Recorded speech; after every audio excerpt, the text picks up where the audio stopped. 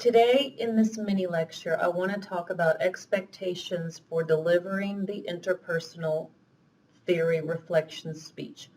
But for this video, I want you to print out the speech rubric that is housed in the interpersonal theory reflection speech folder.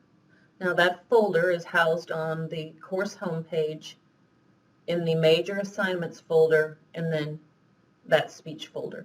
So hit pause, print out the rubric because you're probably going to want to take notes as we go through it line by line.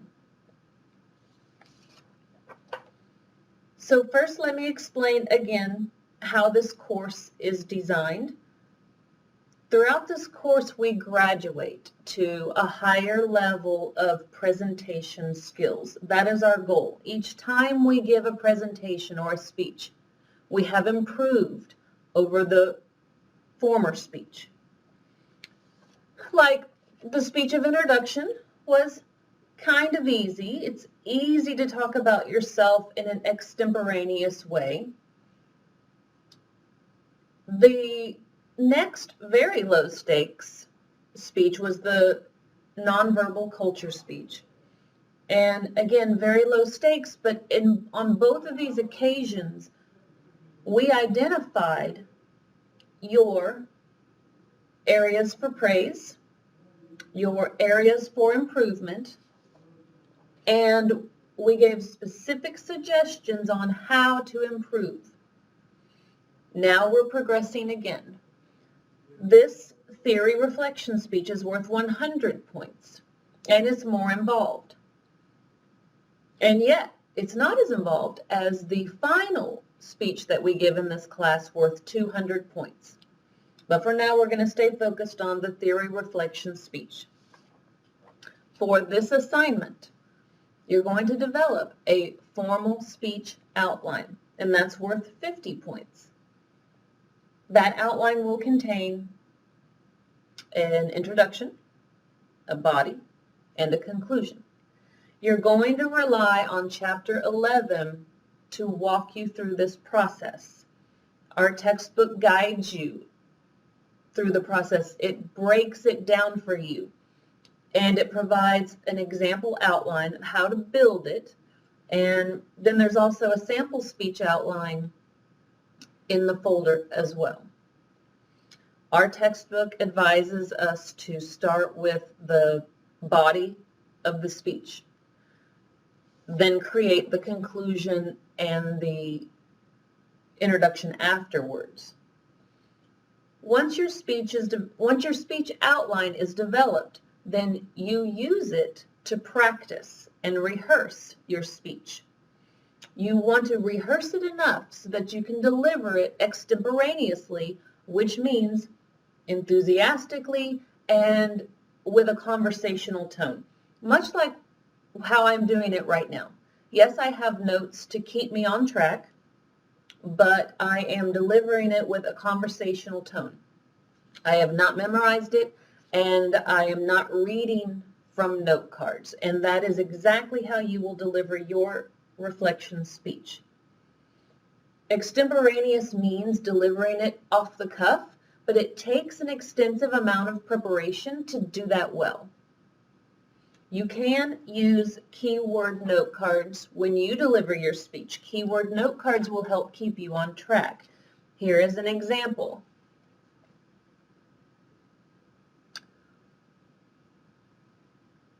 What this means is keyword note cards. It means don't write full sentences, don't write paragraphs, certainly. Take a big marker, make a big font, and write your statistic or the keywords to a definition or your fact or perhaps the source of the fact on that note card. And all it's going to do is help you not lose your train of thought and help you go through the steps of your speech. So this is an effective keyword note card as an example. We look at that more in depth as we get towards the final speech of the semester. Okay, now let's look at the rubric for the delivery of the speech in detail, line by line. The top half ish, is the organization of the speech. It is the intro, the body, the conclusion. That is the organization of the speech. The bottom half of the rubric is the delivery. In other words, the performance of the speech. I want to point out again that you do not have to be born with this skill of giving a strong presentation. I certainly wasn't. I'm an introvert, and yet I give presentations for a living. This is a skill that you can learn, and that is the good news. That's why I love this class, is because we can learn these skills and then use them in our everyday lives. So extroverts and introverts have equal opportunity to gain these skills. Trust me. Now, moving on, let's look at the organization on the rubric. Intro, body, conclusion. Let's break it down.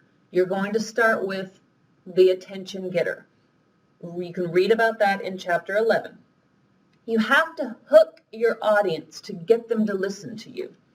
There is also a slide in the assignment folder that helps you brainstorm different attention getters. What do you feel comfortable with?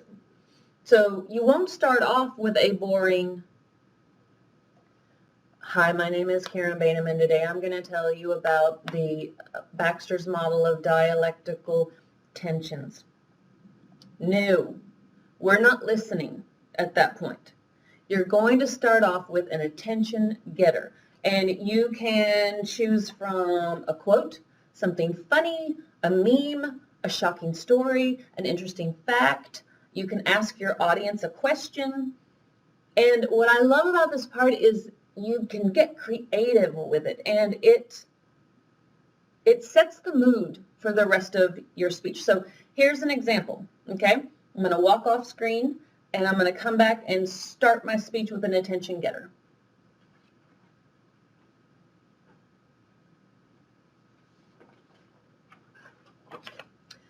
Have you ever thought that things were going great in your relationship, and then the next thing you know, she's dumped you?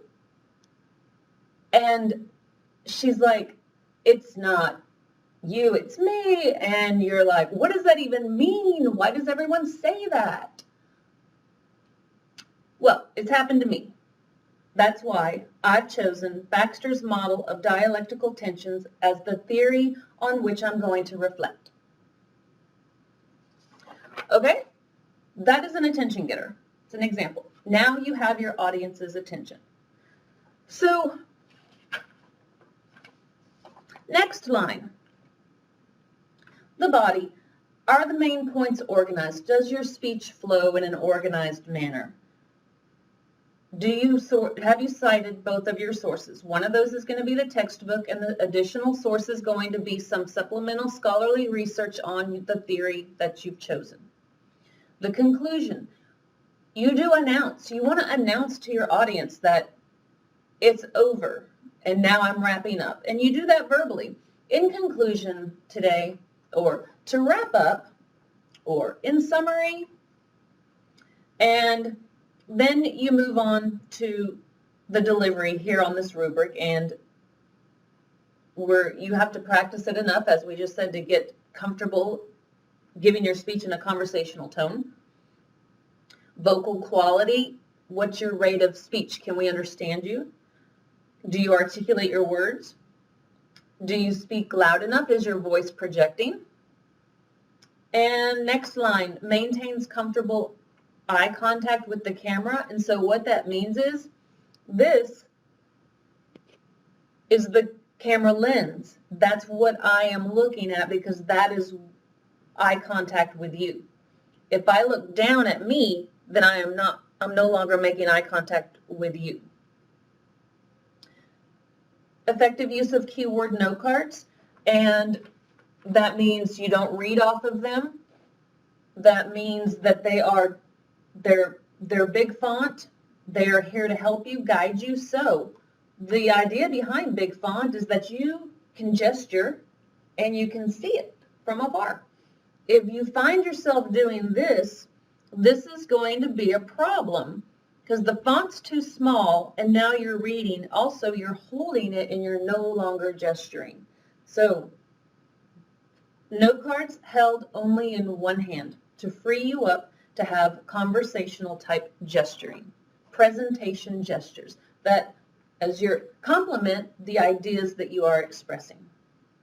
Next line, stance, presentation gestures, body movement, and we're going to be looking for a strong stance, not fidgeting, not swaying subconsciously.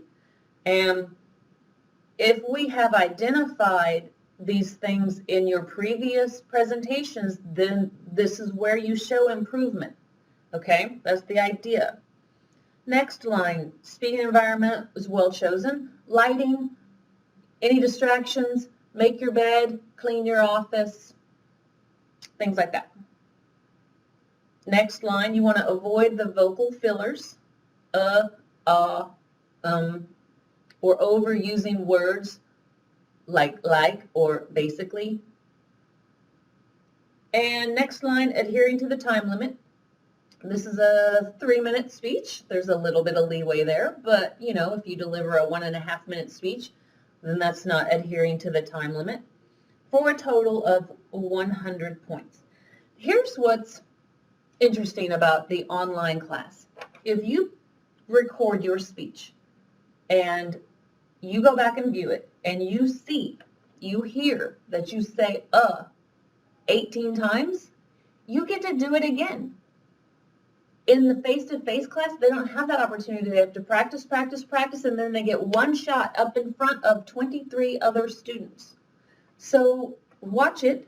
If you didn't know you were swaying from side to side and then you see it, do another take. Yesterday, I did this video and it was 16 minutes long. I played it back. There was no audio. So I'm doing it again today. Okay, let me remind you that Chapter 11 is what's going to guide you through your formal outline. Chapter 12 is going to guide you through presentation skills. So you can read about that in advance. So wrapping up today, we have gone over the rubric. It explains the expectations of your speech and the level of performance for this speech. As you practice and develop the outline, thank you. Well, Professor Baynham, thank you for that detailed explanation. Now it's up to the rest of us to get going and start our project.